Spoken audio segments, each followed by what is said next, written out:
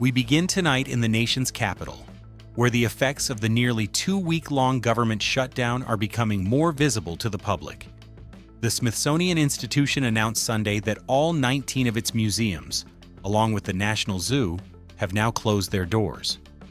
A brief message on the institution's website confirmed the closures are a direct result of the funding lapse that began on October 1st, advising the public to check back for updates on when they might reopen. While the museums and the zoo had managed to remain open using prior year funds, those resources have now been exhausted. This closure serves as a tangible symbol of the ongoing political stalemate in Washington, where lawmakers have yet to reach an agreement on a federal budget. The closure not only disappoints tourists and residents, but also halts important research and conservation work, such as the efforts at the National Zoo's renowned Conservation Biology Institute. The economic ripple effect on surrounding businesses in Washington, D.C., which rely on tourist traffic from these institutions, is also a growing concern for local leaders. While essential government services continue to operate, the shutdown is increasingly impacting non-essential federal functions and the hundreds of thousands of federal employees who are either furloughed or working without pay, highlighting the widening real-world consequences of the political gridlock. Also from Washington, the White House is signaling it may consider a controversial and rarely used presidential power to address domestic unrest. In an interview on Sunday, Vice President JD Vance stated that President Donald Trump has not ruled out invoking the Insurrection Act of 1807. This statute grants the president the authority to deploy active-duty U.S. military forces on American soil to suppress civil disorder. According to Vance, the administration is exploring all its options in response to what he described as crime getting out of control in several U.S. cities. This development comes after federal courts have blocked the administration's attempts to deploy National Guard troops in cities like Chicago and Portland, Oregon, creating a legal and jurisdictional standoff. The potential use of the Insurrection Act, last notably invoked during the 1992 Los Angeles riots, is highly contentious.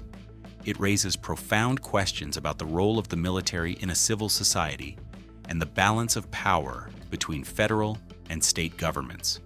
Critics warn it could erode the long-standing tradition separating military and domestic law enforcement, while proponents argue it is a necessary tool for a president to restore order when local authorities are deemed unable or unwilling to do so. The administration's public consideration of this option underscores the depth of the political divide over law enforcement and public safety in the country. Turning to the international stage, the long-simmering trade war between the United States and China appears to be entering a new and more aggressive phase. Beijing announced on October 9th that it is significantly tightening its export controls on rare earth minerals, a group of elements critical to modern manufacturing.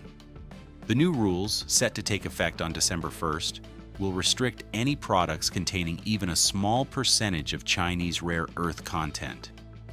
This follows an earlier announcement of export controls on battery materials, effective November 8th.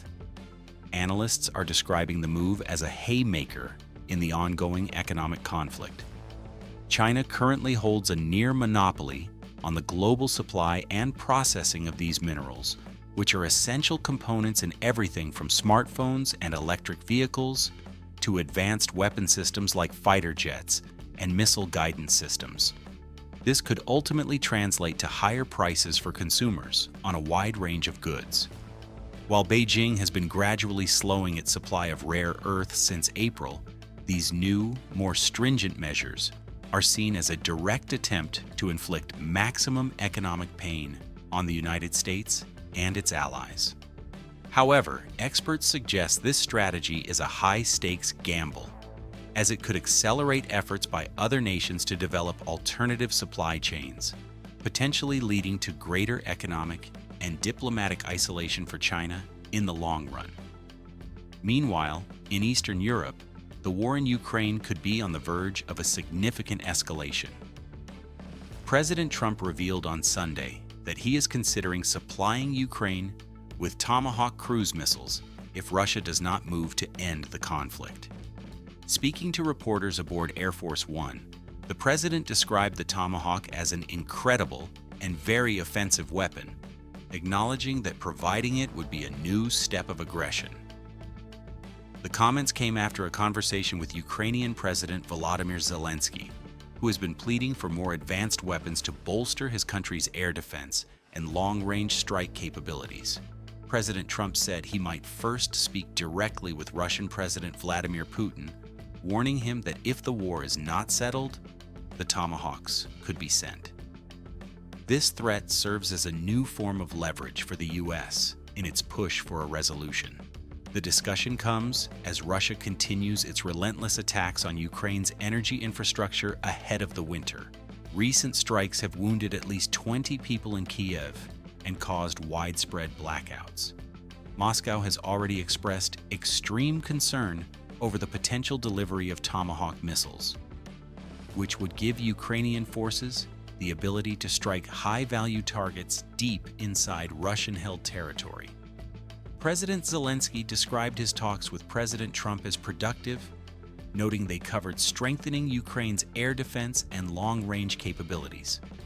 And finally, we turn to the Middle East, where there are tentative signs of progress regarding the 20 hostages still being held by Hamas. President Trump, speaking en route to the region on Sunday, said that the hostages may be released a little bit early.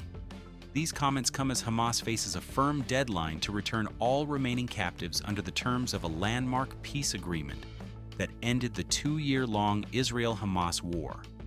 That conflict, which began with the devastating Hamas terror attacks on Israel on October 7, 2023, was brought to a close by the peace deal brokered by the United States. The deal itself involved complex negotiations over security guarantees for Israel and significant reconstruction aid for Gaza, contingent on the complete disarmament of militant factions. The president's trip to the region is intended to oversee the implementation of this agreement and reinforce the U.S. commitment to stability. His remarks aboard Air Force One suggest that ongoing negotiations, which he said the U.S. has been involved in, are bearing fruit. While he did not provide a specific timeline for the release, his optimistic tone offers a glimmer of hope for the families of the 20 individuals held captive. The full and safe return of these hostages is a critical component of the peace agreement, and an early release would be seen as a significant step in solidifying the fragile peace in the region.